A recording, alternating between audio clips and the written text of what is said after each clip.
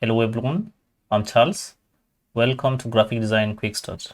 In today's episode, I'll show you how to turn a photo into an ink paint. We're going to start with this portrait and a paper textured background and later turn it into this. This is what I would call an inkish drawing. It is not really ink, it's like a mix of photocopying and some ink. You achieve this kind of effect using Gaussian Blur, high pass filter, note and paper filter, and some blend modes, and a level adjustment layer. Let's go for starting composition. Since we'll be applying multiple filters, let us start convert our portrait layer to a smart object. Right click, convert to smart object, Ctrl J, Command J on mark to duplicate the layer. Let us hide the bottom layer. Go to filter, blur, Gaussian blur. Give it a radius of 1. We give the portrait a blur since the major activity here will be tracing the details, and without a blur we'll be having too much of the details. Click OK. Go back to filter again, blur, choose smart blur, give it a radius of 3, a threshold of 10, change the quality to high. This also helps to blur the details some more. Click OK. Now let's apply the high pass filter. To help us trace the details, go to filter, other, high pass, give it a radius of 2. What the high filter does, it grays out the non-detailed areas and leaves the details intact. Click OK.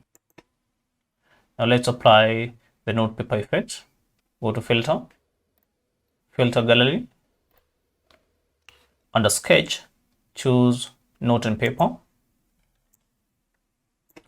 By default, in your software, you might find the greenness cranked way up high and also the relief is cranked way up high, giving you this kind of an edged effect. Drop the greenness to 0 and also drop the relief to 0.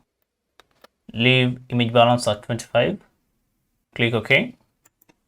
When you zoom in, you'll find that we are having some harsh contours in our image. Let us apply a Gaussian blur to soften that. Go to filter, blur, Gaussian blur, choose a value of 1 again. This effect blurs the image in and out, and we need to blur the image outward and also improve on the contrast.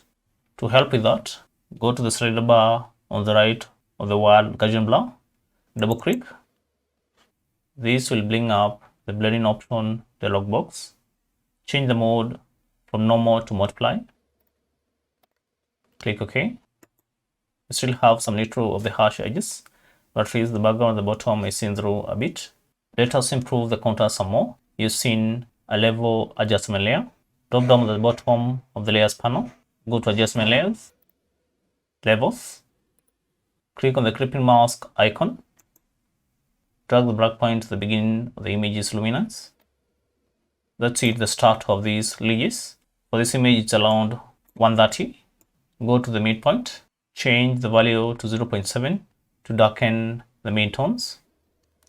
Go back to the layers panel. Now let us change the blending mode of portrait layer to multiply. This is the kind of effect you get, all our details traced out. Let us now fill in the details with our underline copy of the portrait. Let us make it visible. Click on it to make it active. Change its blending mode to multiply.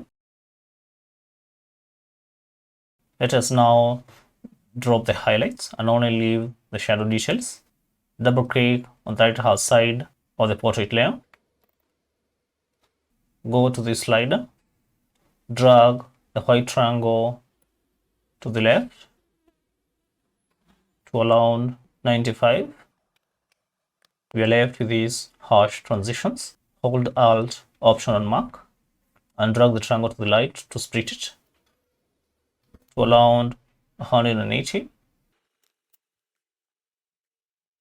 Click OK. And there we have it, our inkish drawing. Now let's have a sense of what all the filters does. Let us turn off the first three. This is a kind of effect you get with the last two effects. That is the note and paper effect, and the Gaussian Blur, and a level adjustment. Let us turn on the high pass filter. This helps us trace the details. Let us turn on the smart blur. This helped us simplify the details, and the Gaussian Blur also helped us simplify the details much more. And this is the final effect that you like too. That's it for today. Like, share, and consider subscribing to our channel so that you don't miss out on upcoming episodes.